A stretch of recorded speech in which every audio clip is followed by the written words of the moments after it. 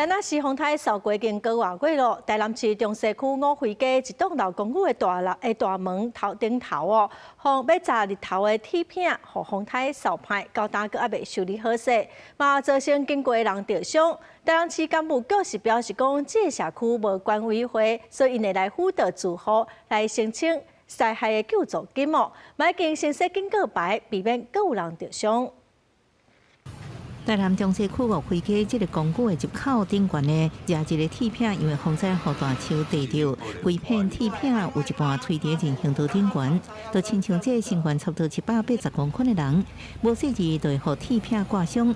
风灾到即马已经过去5个月，到即马拢还未修好，也造成真侪人受伤。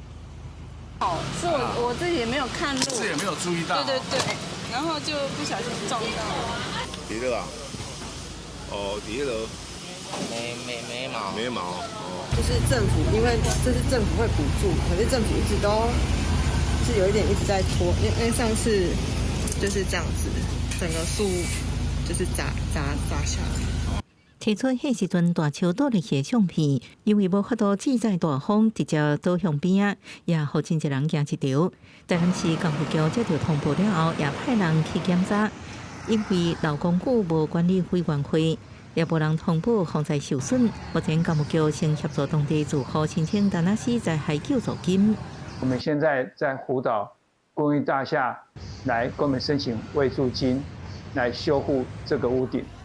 目前我们也先把这个安全措施会加围起来，陆续会照损害面积补助修复。目前工务局先设告示牌，防止有人搁受伤。另外，后续相关申请流程也派人协助办理，来保障路人的安全。记者综合报道。